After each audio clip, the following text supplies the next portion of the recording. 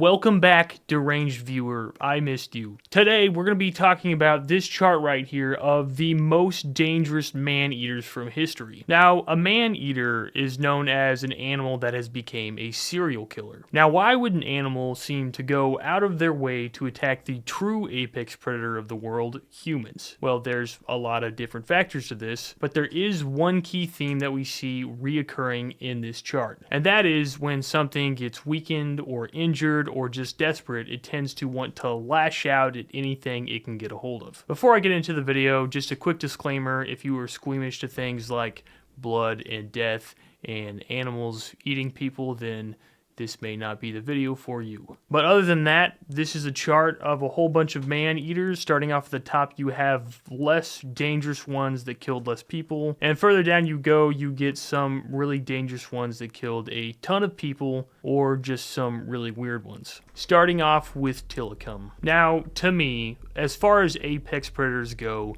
the orca has to be the epitome of apex predator. Now, one thing I found really interesting about the orca is that it's similar to humans in the way that it is found like all across the world in every ocean, making them almost as widely dispersed as humans are. And despite being, apex predators, primarily eating marine mammals and even, killing animals just for fun, no orca in the wild has ever killed a single human being that we know of. But what happens when you take the true apex predator of the largest biome on Earth that's used to traveling 100 miles a day and put it into a pool? Mass murder. It's gonna lash out. So like I said, in the wild, orcas have never killed a single person, but in captivity, 4 people have died of orca attacks. And of those 4 attacks, one orca is responsible for 3 deaths. So quick background on Tilikum. This was an orca that was taken from his mother at 2 years old near the Iceland area in 1983. And so Tilikum has spent most of his life in captivity when, normally these orcas would travel 100 miles a day. So instead he's in a tank that's 98 feet by 59 feet deep by 36 feet, which sounds pretty large until you realize he's 22 feet long and 12,000 pounds. Anyways, Tilikum was first kept at a place called Sealand of the Pacific near Victoria, British Columbia, Canada. It was basically just a public aquarium, and this is where Tilikum did his first killing. There was a 20-year-old Canadian student who is a competitive swimmer and animal trainer at Sealand of the Pacific who was working with the orcas. Her name was Kelty Lee Byrne. On February 20th, 1991, Byrne was working a shift where she had just done a show with the orcas where they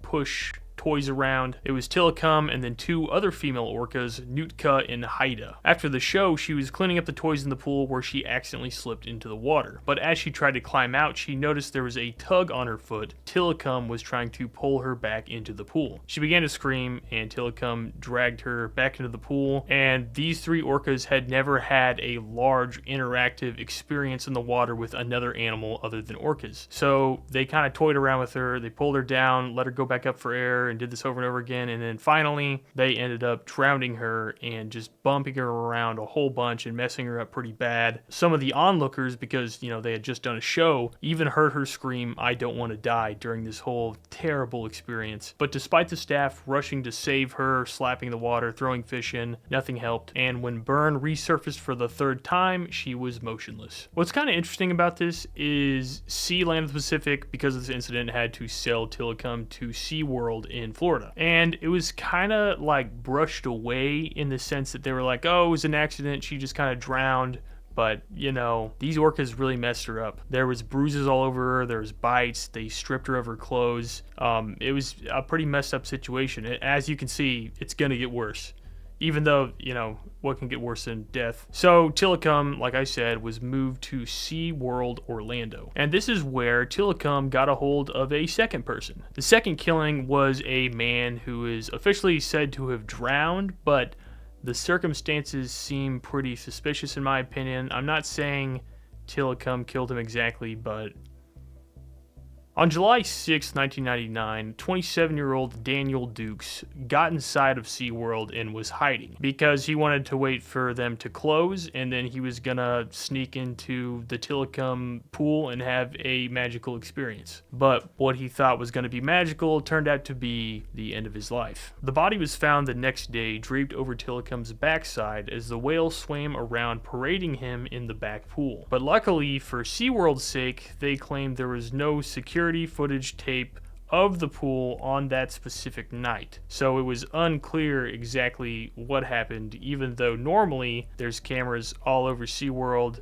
and underwater in the stadium, and also every night there's trainers that watch the area and were presumed to be at this station beside Tilikum. Past workers who worked there even were quoted saying it's hard to believe that nobody knew there was a person in there until the morning afterwards. But what I find the most strange about all this is that Tilikum seemed to intricately mutilate this guy. He stripped this guy's clothes off and he intricately bit off his genitals, and there was bite marks all over his body. But whether that was before or after he drowned is open for debate. I feel like Tilikum knew what he was doing. I mean, we'll see later on that these orcas are smart. I feel like they understand human anatomy. I feel like they know what mutilation is. If you look at them in the wild, they do kind of the same thing with other animals. So the third victim of Tilikum was a trainer who he ripped apart pretty badly. This was the final straw for Tilikum and for eventually all direct human in the water with orca interaction at SeaWorld,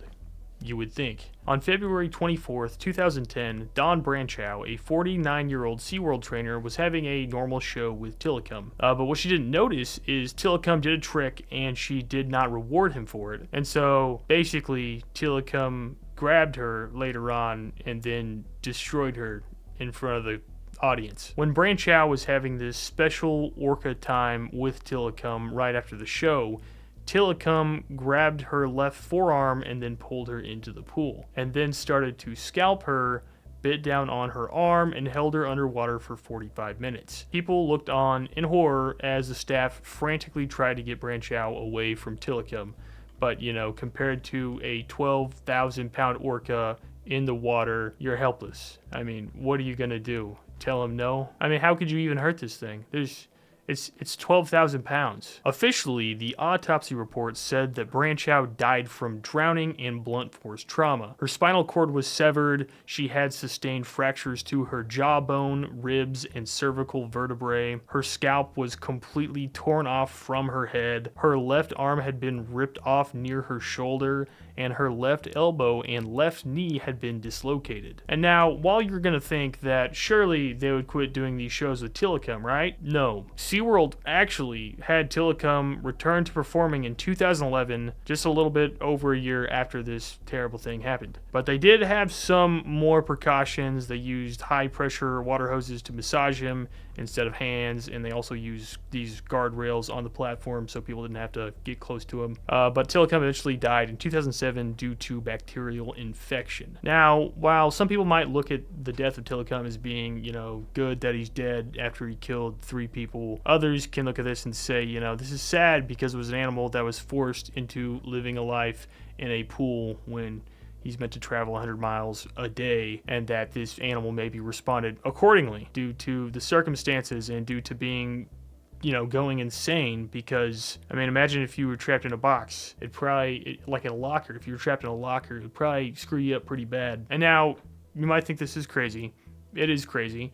You know how people get dogs, and if dogs attack people, then you don't breed with it? Well, they did the opposite. Tilikum had 21 offspring in his lifetime, and it's now estimated that around 10 to 15% of captive orcas alive today are direct offspring of Tilikum. So it's just mind-blowing that they had the audacity to, first of all, start breeding this orca that they knew killed one girl up in Canada, and then they brought it down to SeaWorld Orlando, had it continuing to interact with people, let it kill the other trainer, and then what's crazy is Seaworld tried to play it off as if the trainer messed up after she had died. They were like, yeah, she was wearing her hair in a ponytail. She wasn't supposed to do that. If you ask any trainer, they'll say, no, they're not supposed to do that. They just completely made it up. And then they started looking at the stuff, and they're like, oh, yeah, I guess he grabbed her by her arm. So, anyways, moral of the story, don't lock up orcas in pools. And yeah, I mean, I don't know what else to say. It's a whale. All right, next up we got the bear of Mysore. This is one of the most famous man-eating bears in history. It was an unusually aggressive Indian sloth bear known for brutal attacks on humans in the Nagvara Hills region of Mysore state in India. This bear killed 12 people and mauled 24 others around 1957. Now, a lot of people believe, for some reason, that this whole thing started because this bear had captured this young girl and for some reason thought it was his mate and was going to mate with it. But then local villagers came in and rescued the girl, and this made the bear mad and it started going on a rampage. So that's part of the story that people like to say, is that that's why this bear did this. So this bear first started attacking people after it became familiarized with people because this village was starting to put fields near an area where it foraged. It slowly got more and more bold and started harassing people not only at night but during broad daylight. Now, sloth bear attacks are really terrible because whenever they go after victims, they attack their faces and their eyes and use their claws and teeth to inflict damage. So even if you did survive the attack, you may have lost one or both of your eyes. Some people lost their noses, had their cheeks bitten all the way through, but those who died from the attacks usually had their faces completely torn off their heads, and at least 3 of these victims had been partially eaten. Anyways, this bear needed to be put down, and this hunter named Kenneth Anderson got this postcard from a friend who urgently was asking for his help after his 22-year-old son was fatally mauled by the bear. Anderson immediately went after this bear with nothing but his Winchester .405 rifle and a flashlight, and he had a failed first hunt. But then on his second hunt, he came across a man unconscious and moaning, and this guy had been severely mutilated by the bear, and so he tried to get him home naturally, but ended up spraining his ankle, and the guy died. But then on the third hunt, he found the bear digging for roots at night, where he shot it in the chest, ending its reign of terror. Osama bin Laden, elephant. This was a rogue bull elephant named obviously after you know who. Between 2004 and 2006, this elephant killed at least 27 people in the Indian state of Assam and destroyed a lot of property also in the jungle district there as well. Osama, at the time of his attacks, was roughly 50 years old and 10 feet tall, and was said to be particularly dangerous because he didn't fear fire or firecrackers. And as I said, it was a rogue elephant. Rogue elephants are this vicious elephant that's usually a male that separates from the herd and normally gets really unpredictable, not only to humans but other animals around them as well. Fun fact, between 1991 and 2001, young bull, which are male, rogue elephants killed around 63 rhinos, 58 endangered white rhinos, and 5 rare black rhinos in South Africa national parks. These elephants were even said to commit sexual violence towards these rhinos before killing them. I know you've seen the videos, maybe you haven't, I don't know why I said that, but elephants, wow, I didn't realize they could be so terrible. Anyways, Osama bin Laden, the elephant, anytime hunters started to go after this elephant, it was said to somehow just disappear from the trail. India officially issued a shoot to kill directive for Osama bin Laden, the elephant, in mid-December 2006.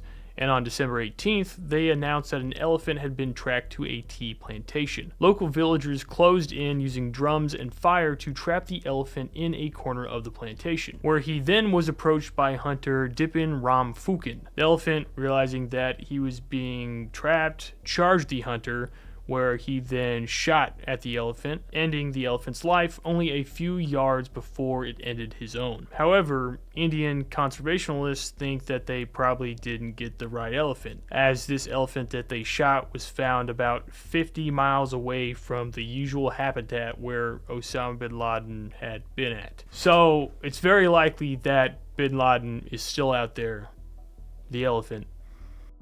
Alright, next we got the Panar leopard. This is a notorious man-eating leopard in the Panar region of northern India in the early 1900s. It was believed to be responsible for at least 400 fatal attacks on humans, making it one of the most deadly man-eaters in recorded history. A lot of people don't know, but leopards are extremely deadly because even if you do survive a leopard attack, 75% of attack survivors during that time died of infections because leopards have this bacteria in their mouth that basically makes you rot. Anyways, I don't have a ton of information on the Panar leopard, but the famous hunter Jim Corbett heard about this leopard while he was hunting the Champawat tiger, which I'll get into later, in 1907. And in 1910, he set out to put down the Panar leopard. During this time, there was this cholera pandemic, and Jim Corbett was saying that the reason that this leopard was going after humans so much was because it got so used to eating humans, because so many of them died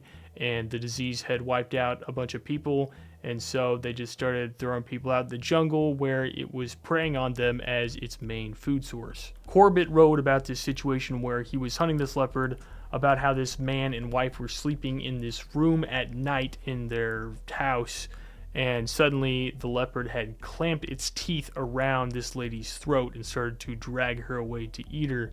But after a struggle, the man got the leopard off of his wife, but the damage had already been done, and they were helpless to the infection taking over her and killing her. So Corbett actually had stayed with this man, and he hunted the Panar leopard right after this. He trekked 30 miles through the jungle to remote villages that were suffering from leprosy plagues that were only connected to the rest of the world by footpaths. He kept going to these random different villages where people had been killed by the leopard, and finally he decided to go ahead and stake out 2 goats to lure the man-eater in. Now, the first goat kind of just disappeared, but 3 days later it came back for the second goat, where he took a shot in the dark but only wounded it. Finally, Jim Corbett lined up his men to just make a wall and start pushing the leopard to the other side of the field, but whenever they got close to the leopard and they saw it, they got really scared and just dropped all their fire torches and ran away. But the fire torches that fell on the ground was said to provide enough light for Jim Corbett to take a shot, shooting the Panar leopard in the chest with his shotgun, ending it. Now, the reason why this leopard started attacking so many people was said to be the cholera epidemic, but it's very likely that there was an injury to this leopard's canine tooth that hindered it from hunting its normal prey. So that's why it started going after a softer, easier to kill prey, human beings. Alright, next up we have the Jersey Maneater. In the summer of 1960, the US had this deadly heat wave that drove out thousands of people to the seaside of New Jersey. During this heat wave, there was 3 deaths by shark attacks in just a span of only 12 days in the month of July. These attacks caused a massive wave of panic that led to a large shark hunt aimed to eradicate the population of man-eating sharks in the area. They also had other precautions where they tried to enclose the beach areas in steel nets to protect swimmers. Eventually, out of all the shark hunting, this one man caught a 7.5 foot long, 325 pound shark that turned out to be a young great white shark. And after opening up this shark's intestines, they found 15 pounds of human remains. It was also said that after catching this shark, there was no further attacks that were reported. And what I find kind of cool about this whole story of this man-eating shark is that it actually inspired the 1975 film Jaws, which is about this exact scenario basically. The Tsavo man-eaters. So the Tsavo man-eaters were these 2 male lions in the region of Kenya that just terrorized this group of workers that was trying to build a railroad. So these construction workers were building the Ugandan Railway in 1898, and the British Empire was constructing this bridge over the Tsavo River to connect this railway with the Indian Ocean. So it took thousands of workers constructing the site over a spread of 8 miles. Just a few days after Lieutenant Colonel John Henry Patterson arrived to oversee the project, workers started to disappear from their tents at night. So there were these maneless male lions that started to drag people from their tents, often killing them and then devouring them before anybody could do anything about it. These lions started off working in shifts where one would enter the camp at a time and then attack someone and drag them out. But then eventually they're like, well, we can both do it. So they both started just entering the camps, dragging out more than one person. And the workers tried different methods to try to scare them off, to get rid of them. They made large campfires, they made thorn fences to sleep inside of, but it continued. The situation actually became so dire that hundreds of workers fled from their work site and construction of the bridge halted. The overseer, Patterson, took it on himself to hunt the lions. He began to set traps and tried to ambush the lions, but they proved to be very elusive, as big cats are. Eventually, though, he shot one in the hind leg, but it escaped, only to return to camp the next day, where he shot it again, ending its life. The second lion was even more challenging to capture. Patterson set several traps from the trees to ambush the lions from, but ultimately eventually put a fatal shot on the last lion in December 29th, 1898. And what's cool is you can actually see the taxidermied versions of these lions still displayed in the Field Museum of Natural History in Chicago today. Why would lions kill a bunch of people when it seems like there's abundant wildlife around? Well, it looks like they found out that there was an infected root in one of their canine teeth that made it hard to hunt regular prey, which, as I said, is a reoccurring theme. Something that's weaker will get really desperate and act differently, and that's definitely what happened with these lions.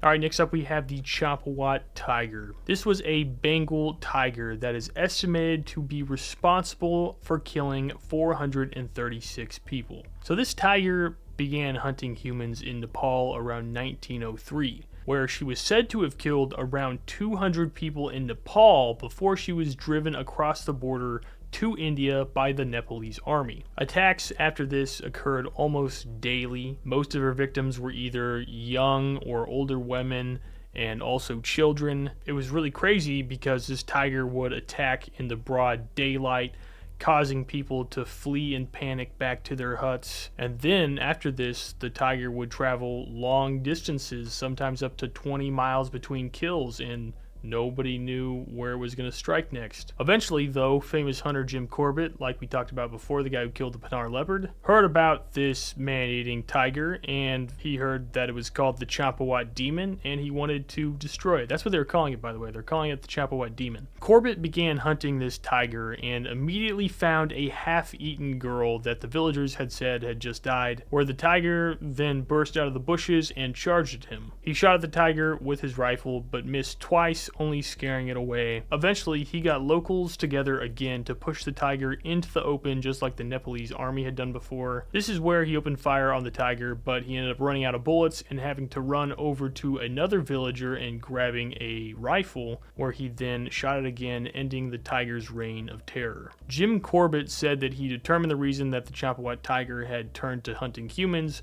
was because of a serious wound on her jaw. This would have crippled her ability to hunt, and given how tigers are one of the few animals on Earth to seek revenge, it likely led her to seeing all humans as both enemies and prey. After examining the tiger, people decided that it was likely a hunter that had shot and broken off a piece of its canine tooth, and this is why this tiger got really dangerous, because it was vulnerable. And you know, why that many people though? Why 400 people? That seems excessive, right? I guess they gotta eat a lot of meat. Gustav. Gustav is a Nile crocodile that was estimated to have killed 200 to 300 people. So Nile crocodiles are the most aggressive crocodiles in the world, but they also grow on average 14 feet, which is massive. Of all these crocodiles in history, Gustav has to be the most famous. This dude was said to terrorize the Ruzizi River and Lake Tanganyika in Burundi, Africa. Gustav was said to be around the age of 60 to 70 years old, weigh over 2,000 pounds, and be easily over 20 feet long, which, by the way, is very possible. Crocodiles really can get that long. And since crocodiles grow their entire lives, it's very possible Gustav is still growing today. According to eyewitnesses, Gustav was said to have this technique where he would splash fishermen in their boats and knock them off of their boats, where he then grabbed them and ate them. As far as a reason why Gustav got the taste for humans, there was this war in Burundi, the Burundi Civil War around 1933 to 2005, where it was estimated that 300,000 people died. And because of the massive amount of bodies, the authorities just decided to throw them into the river. So maybe he got interested in having humans as prey because of the tons of people he could have eaten really easily before. According to locals, Gustav has been shot at or shot numerous times, but every time he seems to get away or not be affected by the bullets. Numerous African soldiers talk about how they've fired their AK-47s at Gustav and for sure hit them, only for him to slink away as if the bullets bounced off him or didn't even bother him much at all. Some even say that he ate the bullets like a demonic entity that could not be harmed. In 2004, Gustav became even more of a menace, where it was said he killed 17 people in only 30 days. And so they sent in a guy who was supposed to kill him, and then that guy was like, oh, this is such a beautiful big crocodile, I'd hate to kill this guy, and so he didn't kill him. And as for today, they still believe Gustav's still out there. Some think that he was trapped and killed in the past, but overall, I personally think he's still out there. I'm not sure if it's possible he actually killed 300 people, because there's a lot of Nile crocodiles, and for one to do all the killing, that'd be a lot. But it's possible. I mean, officially, like, as far as reports go, all the reports say that Gustav has killed 300 people, but I just feel like attacking humans for a crocodile is like not really a learned behavior, but maybe I don't know. Next we got the Beast of Gevaudan. This is an unknown beast that terrorized France and caused hundreds of deaths in 1764 in this remote area of southern France called Gevaudan. So these strange attacks started, and they mainly happened to women or girls or children, and usually they would get attacked while they were out in the field herding their sheep. It was said that this creature would come along and maul them and then specifically rip out their heart. People that saw this beast said that the creature varied from being an abnormally large wolf to looking more like a hyena, having, like larger legs in the front than in the rear, or even looking more like a lion, which, well, we'll get into what we speculate this thing could have been towards the end. Because of all these attacks, there was mass hysteria in society. They were at a standstill. People weren't going to work. They wouldn't go outside. And eventually, it actually got so bad that the France military got involved and tried a bunch of different tactics to get the Beast of Gevaudan. They even tried dressing up their soldiers as women because they heard that the beast only preyed on women and children. And so they tried that, but it didn't work. But eventually it failed, and then King Louis XV decided that his own gun bearer and hunting expert would go out to try to kill the beast. Francois Antoine was this guy's name, and he went out and he killed this large wolf. And the king was satisfied. He was like, this is it. And the king started parading this stuffed wolf around and, was making people pay to see it. But all the villagers that had experienced the Beast of Gevaudan was like, no, this isn't actually the beast. What are you doing, King Louis? It's also important to know that, like, the military and this hunting expert, they're not completely incompetent, because Gevaudan is just extremely remote, and it has huge hills. It's got a ton of trees, big swamps that this big wolf thing could get away in. But anyways, after 3 years of continuous killings, 300 villagers banded together to find the beast and kill it once and for all. Eventually, in this band of people, this innkeeper named John Chastel was charged by the beast. This is where John Chastel shot and killed the beast, ending its life for good. The villagers saw the body of the beast that John Chastel had killed and saw that it fit the description. It had red and gray fur like they said it had, and villagers began to claim that he used a silver bullet, which actually is kind of cool because it sparked the story of how werewolves can only be killed by silver bullets. So as far as what this beast could have actually been, it could have been a large wolf on one hand, although many of the locals really should have known what a wolf was. They were really common, and they should have, if they saw a large wolf, they would have said, oh, that's a large wolf. It's not a demon monster wolf thing, but many think this thing could have been a local hyena that escaped from a circus, as at that time a circus had recently lost one of its hyenas when they were traveling not too far from this area. But there's also another theory that maybe it was a lion that had traveled up from further south, and that maybe it had just gone into an area where it wasn't supposed to be. And you know, if you're a villager in France and you've never seen a lion before, what are you going to think it is? You're going to think it's a beast of Gevaudan. You're going to think it's some demonic monster thing. Overall, of all these beasts and man-eaters and animals that became serial killers, as you can see, they all had kind of the same thing in common. They were injured, they were kept pent up in a pool, or, you know, basically went insane. Overall, it's just a good reminder that in extreme desperation, animals will kill humans, and maybe even on a large scale. It's just so cool because there's, you know, so much monster mythology in history, and there's so many stories about epic battles and that sort of thing, but you never hear much about, you know, animals that were truly monsters. And these animals, very much, to many people, were exactly that. But thank you guys for watching. I appreciate all the support that you've shown me and just watching all my videos. I plan to do a lot more on here, so thanks for watching, and I hope you subscribe and watch some more of my videos. Have a great day.